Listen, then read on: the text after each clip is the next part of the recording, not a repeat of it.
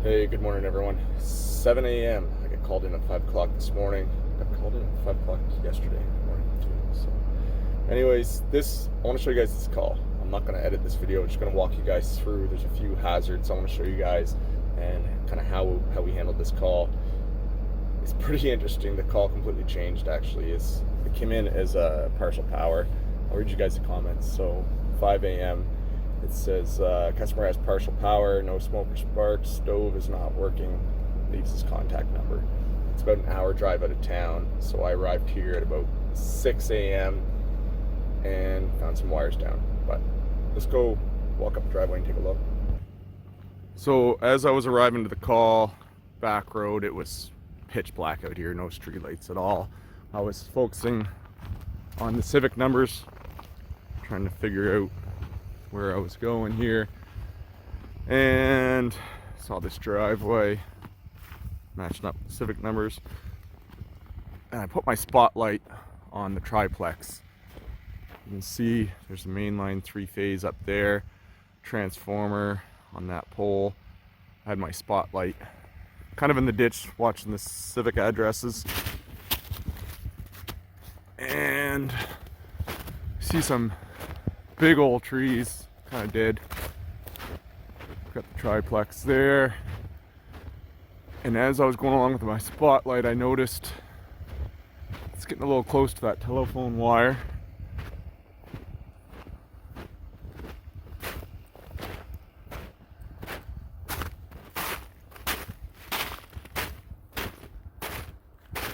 And then, again, and as I mentioned, it was pitch black when I arrived.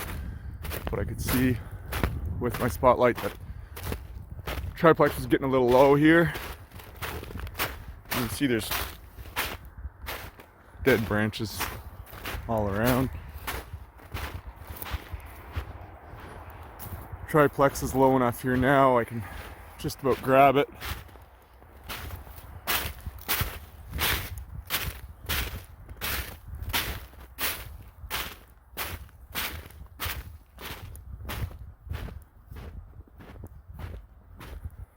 So it's completely ripped off that pole.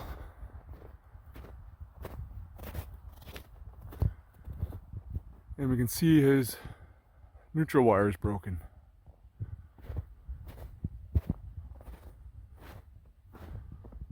Pole's not broke or anything. Mast is all good on the house. So as soon as we got up to the house, customer came outside, said he was pretty sure he had a broken neutral wire, and I told him his triplex was ripped off the pole. Must have been a tree branch come down, and he said he heard quite a bang at about 4 a.m. So that makes sense. Happens all the time. Pitch black. Figured I missed the tree or the branch that hit the line. So I told him to open his main breaker, and I was going to go down and disconnect him from the transformer. But as I went down to the transformer, he was the only customer, so I decided I'd just open it up. But when I went to the pole to open the transformer, the story changed pretty drastically here. And again, I mentioned in some videos about how important it is when you arrive to these scenes to really look over the job. Don't dive right in things too deep until you get the whole picture, especially at night. Let's have a closer look at the transformer. And then I went to park beside the transformer to open that up. And we got this guy.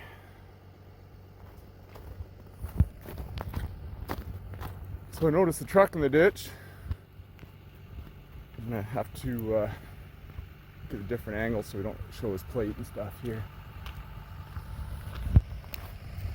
So we got this truck in the ditch here.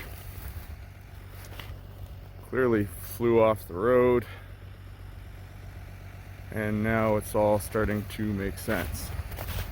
So once you notice something like that, of course I checked the inside of the truck to see if anyone was in it and injured. But more importantly, before you go up to that vehicle, as I was approaching it,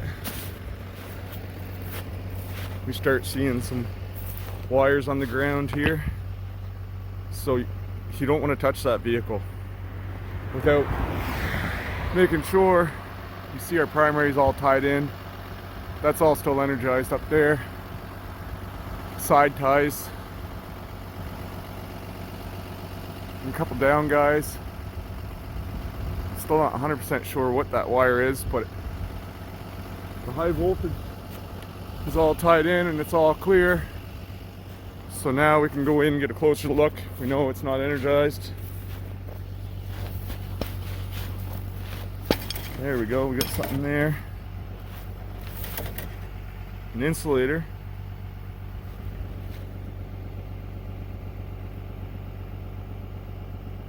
What in the world is that from now? That's an insulator like you'd see on open wire secondary. 1/4 inch steel. He's wedged right into that tree.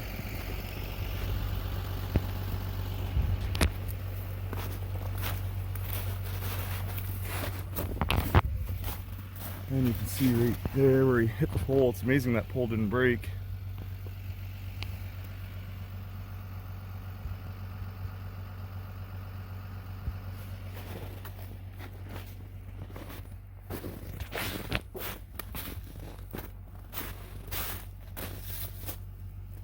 It's not a guy wire, both of those are still intact. Jeez, lucky. That guy's lucky. I wonder if something didn't snap span wise.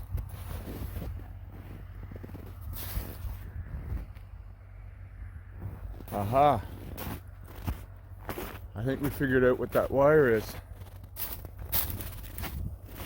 No, maybe not.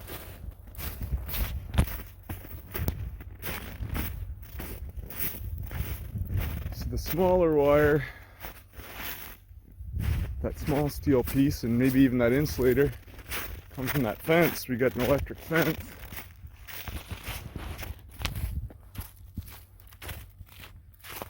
This is the same location that we did a video last year where there was 5 span of wire on the ground.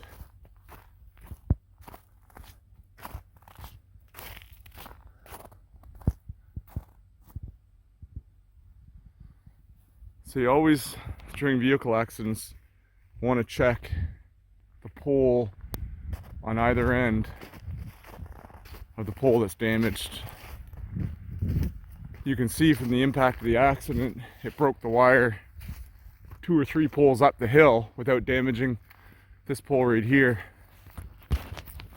So it's extremely important at these accidents or any calls to really go through the whole area, make sure you don't miss anything. So we're on the other side now, looking up at this pole. We're all good here.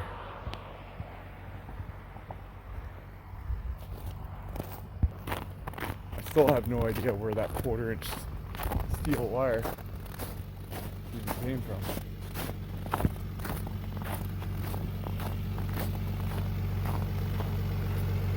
There was a span guy across the street, but there's no holes in the pole. That's definitely 1/4 inch guy steel.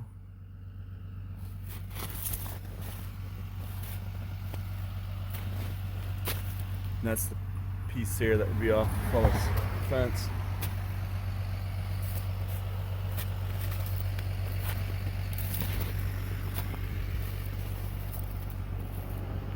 Interesting.